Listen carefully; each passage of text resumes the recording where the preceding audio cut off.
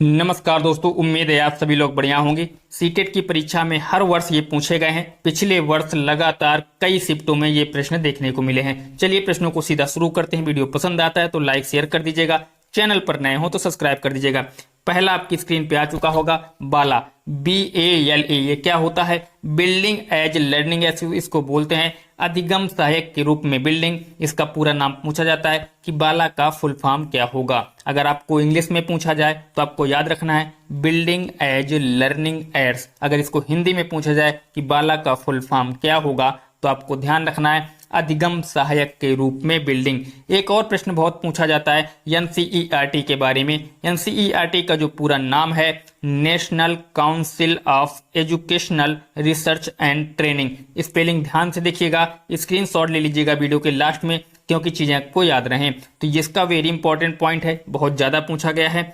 आगे आपको दिख रहा होगा NEP, न्यू एजुकेशन पॉलिसी। ये तो भर भर के आ रही थी, आपके 5-5 नंबर से ज्यादा के प्रश्न बन रहे थे। और न्यू एजुकेशन पॉलिसी 2020 के बारे में काफी ज्यादा पूछा जाता है। तो नेशनल एजुकेशन पॉलिसी इसका नाम है, NEP का नेशनल एजुकेशन पॉलिसी 2020। अब तक भारत में 3 बार एजुकेशन पॉलिसी आई है और आपको जवाब देना है कमेंट में कि तीसरी जो आपकी NEP यानी न्यू नेशनल एजुकेशन पॉलिसी जो आई है कितने वर्षों बाद आई है।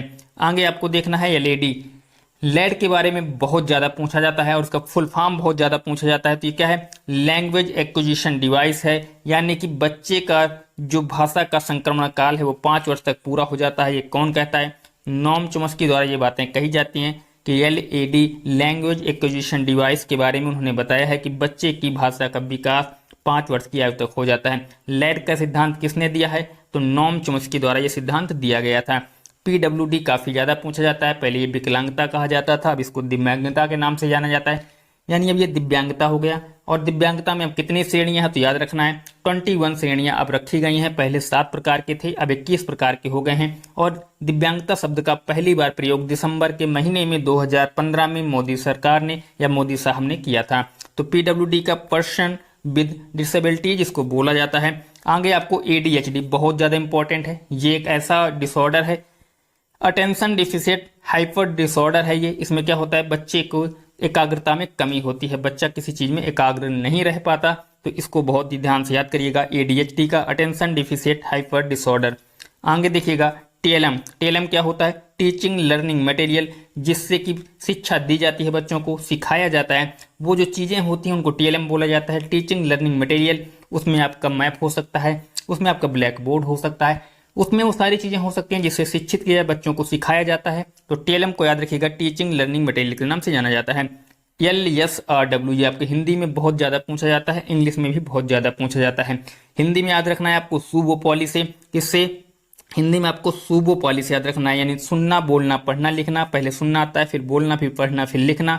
और इंग्लिश में आपका listening speaking reading and writing आता है, यानी लिखना इसमें भी अंत में आता है। यानी आपको LSRW के बारे में जब पूछे और हिंदी में जब आपसे पूछेगा भाषा के कौशल कितने प्रकार के, तो 4 प्रकार के भाषा के कौशल होते हैं, सुनना बोलना पढ़ना लिखना। और इसमें अगर पूछे तो listening speaking reading and writing 4 प्रकार के आपकी भाषा के कौशल होते हैं। RTE के बारे में बहुत ज्यादा पूछा गया, right of education of free and compulsory education act. RTE का 2 प्रकार से नाम आता है, right of education of free and compulsory education act, अथवा दूसरे प्रकार से अगर आप सिंपल भाषा में कहें तो राइट टू एजुकेशन एक्ट भी इसको कहा जाता है। तो ये पहला वाला जो आपको दिख रहा होगा right of children to free and compulsory education act, इसको बच्चे गलती कर देते हैं क्योंकि उनको सीधा सीधा केवल एक ही विकल्प याद रहता है राइट टू एजुकेशन एक्ट। तो इसको भी याद रखिएगा। इग्नू के बारे में बहुत ज्यादा पूछा गया, ये पिछली बार भी क्वेश्चन रखा हुआ था। Indira Gandhi national open university इसका पूरा नाम है IGNOU, Indira Gandhi national open university इसका नाम है। और यहाँ पे जो शिक्षा दी जाती है वो किस प्रकार की होती है? वो अनौपचारिक शिक्षा या दूरस्थ शिक्षा के नाम से इसको जानते हैं। तो इस बात को याद रखिएगा। उम्मीद है 10 के 10 जो पॉइंट थे काफी ज्यादा इंपॉर्टेंट है। स्क्रीनशॉट अगर अभी तक नहीं लिया तो ले लीजिएगा। फिर मिलते हैं नए वीडियो में नए टॉपिक के साथ, तब तक के लिए विदा। अगर चैनल को अभी तक सब्सक्राइब नहीं किया तो कर लीजिएगा, लाइक शेयर नहीं किया तो कर दीजिएगा। वीडियो पसंद आते हैं, चैनल की चीजें पसंद आती हैं तो आप लोग जुड़ जाइएगा टेलीग्राम से, डिस्क्रिप्शन बॉक्स में उसका लिंक दिया हुआ है। चलिए दोस्तों, इस वीडियो में यहीं तक, फिर मिलते हैं नए वीडियो में नए टॉपिक के साथ, तब तक के लिए जय हिंद, वंदे मातरम।